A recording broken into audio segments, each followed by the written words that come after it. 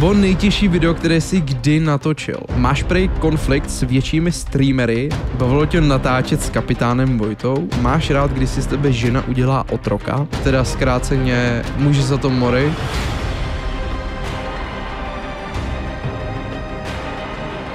Na Instagram jsem vám dával storyčko ohledně toho, abyste se mě zeptali na nějaké otázky, protože z toho budu točit video. A přesně tohle video je to, kdy odpovídám na vaše otázky z Instagramu. Tak jdeme na to.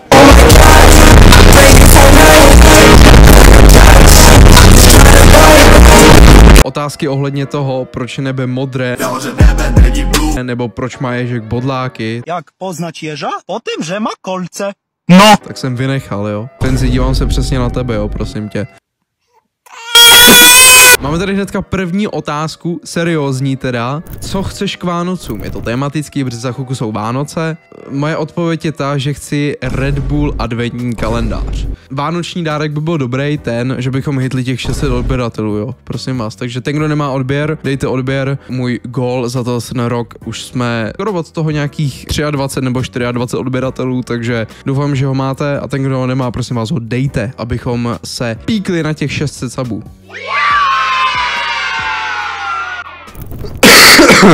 Máme tady další otázku a to je, abych byl seriózní, tak jak ti napadlo, že začneš streamovat plus natáčet? Hele, můj úplně první YouTubeový kanál jsem si založil nějak v roce 2015, což mi bylo nějakých 11 let, tak jsem měl jednoho vietnamského spolužáka, který takhle jako natáčel na YouTube. Jako první věc, co mě napadla, je ta, že bych to taky mohl zkusit, jo? Proč by ne? Moje první video, mám takový pocit, bylo intro, který jsem si udělal nějak v Camtasia nebo něco takového. Kdo neví, co je Camtasia, tak je to stříhací program. To je docela OG program, jo? Byl známý tím, že hodně lidí to využívalo za free. Tam byl velký watermark, který byl powered by Camtasia nebo něco takového. Takže to byl můj úplně první YouTube kanál a celkově mě to začalo bavit od té doby roku 2015, tak jsem na YouTube. Což je crazy, že za rok to bude vlastně 10 let, co na YouTube jsem. A ty videa vypadají tak, jak vypadají, jo. A odpověď na otázku, proč jsem začal streamovat, dostaneme se k tomu potom. To bylo nejtěžší video, které jsi kdy natočil. Hele, nejtěžší video, co jsem kdy natočil, já si myslím, že asi nejtěžší byly začátky, protože jsem nevěděl, co točit, takže jsem natočil nějaký hovno, což byly točený právě, že mobilem. Měli jsme telefon na tripodu, ten telefon, ta kamera tak mířila na tablet, který jsme měli a takhle jsme natáčeli. Jelikož v tu dobu ty tablety nebyly nějak extra moc výkonný a natáčení by to nějak asi moc nezvládalo, nebo jsme ani nevěděli, jak to natáčet bez toho, aby to bylo nějaký watermark tam, tak jsme vymysleli tady to řešení, což za mě to řešení bylo na začátek takový random, jo. Teďka bych to už neudělal, protože teďka už ty technologie jsou jiný samozřejmě, ale bylo to docela zajímavý to se jako natáčet teda. Takže nejtěžší asi byly jako začátky, ale z téhle doby, tak to byl video s Instinctem, ten, kdo ho neviděl, to brzy na něj mrkněte, protože nejtěžší na tom videu bylo sehnat sponzora, což právě, že byl samotný Instinct, díky tomu, jaký produkty tak mi poslali. To se řešilo třeba měsíc, tady tohle to vyřizování a td.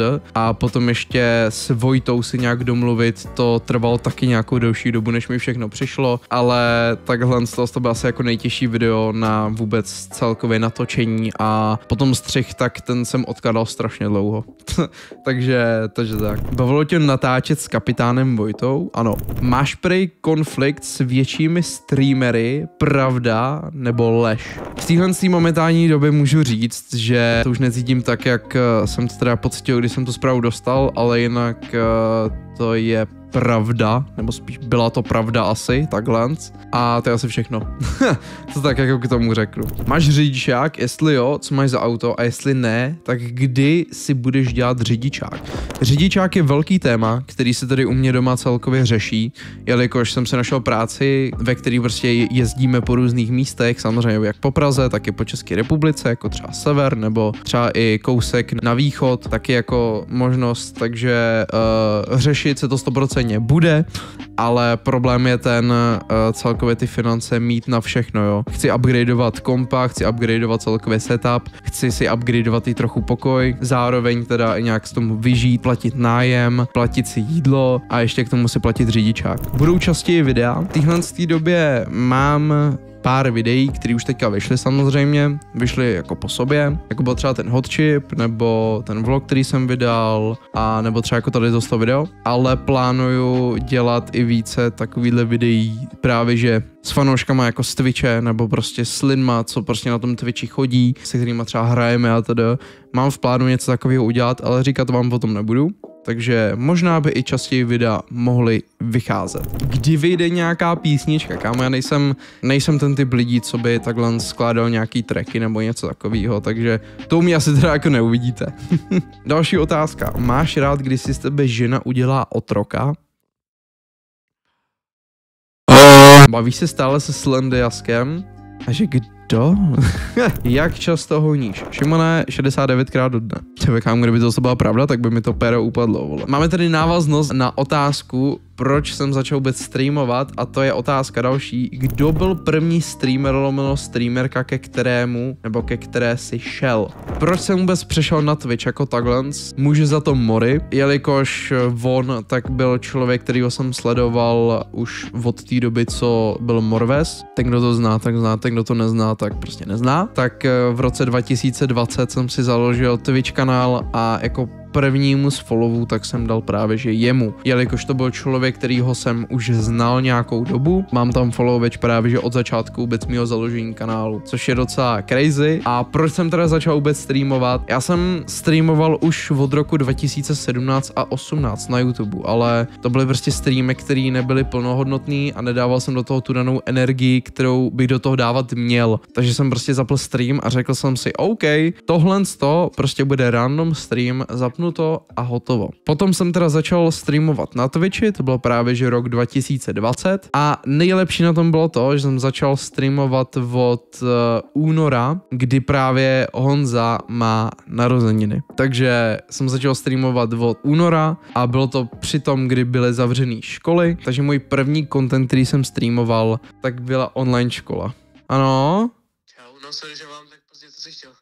Hele, pojedeš na MČR? V Brně? No. Ne. Tak to je docela pík, kráceně může za to Mori, kdo mě přivedl takhle na Twitch, a zároveň jsem streamoval už od roku 2017 a 2018 na YouTube, ale plnohodnotně jsem začal streamovat až na Twitchi od roku 2020, což je crazy, že jsem tady skoro za chvilku 5 let tady. Tohle z toho videa to je všechno už. Samozřejmě můžete mi dát vědět, jak se vám to video líbilo do komentářů. Do komentářů pro algoritmus napište slovo otázka, abychom posunuli ten algoritmus nahoru a třeba byste mohlo dostat i k vícero lidem tady tohle video. Já vám děkuju samozřejmě za to, že jste to video zkoukli. Můžete dát samozřejmě like, odběr, jak jsem řekl znovu. Uvidíme se u dalšího videa, nebo možná i u dalšího projektu. Mějte se hezky a zatím čau čau.